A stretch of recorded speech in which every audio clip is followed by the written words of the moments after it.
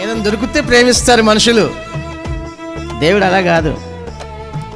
తను ఇయ్యటానికి ప్రేమిస్తాడు, తను ఇయ్యటానికి ప్రేమిస్తాడు. అదన్నమాట.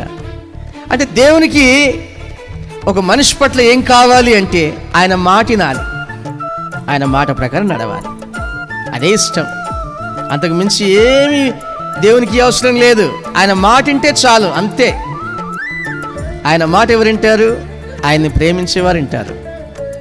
దేవుడు దేవుని ప్రేమ పొందాలా అనుకుంటే గనక దేవుని ప్రేమించాలి, దేవుని మందిరాన్ని ప్రేమించాలి, దేవుని సేవను ప్రేమించాలి. కొంతమంది డబ్బు చాలా ఖర్చు చేస్తారు, దేనికో. వారు సేవ కొరకు ఖర్చు చేయరు.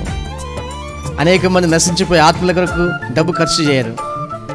దేవుని మందిరంలో ఉన్న ఉపకరణములు ఏమన్నా ఉన్నాయా లేవా, సేవకి ఏమవసరం అని అది చూడరు.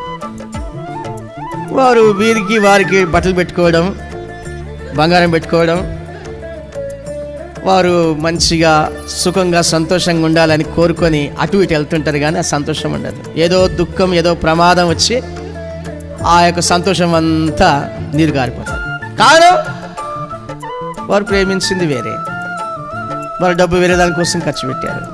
దేవుని యొక్క పని కొరకు, దేవుని కొరకు, దేవుని మందిరం కొరకు ఖర్చు పెట్టలేదు. కారణం దేవుడన్నా, దేవుని పని అన్నా, దేవుని సేవ అన్నా, చర్చ్ అన్నా ప్రేమ లేదు.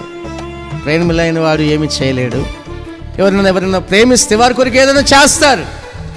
యేసు ప్రభు భూమి మీద ఉన్న ప్రజలందరి కొరకు ప్రాణం పెట్టాడు. కారణం వారిని ప్రేమించాడు.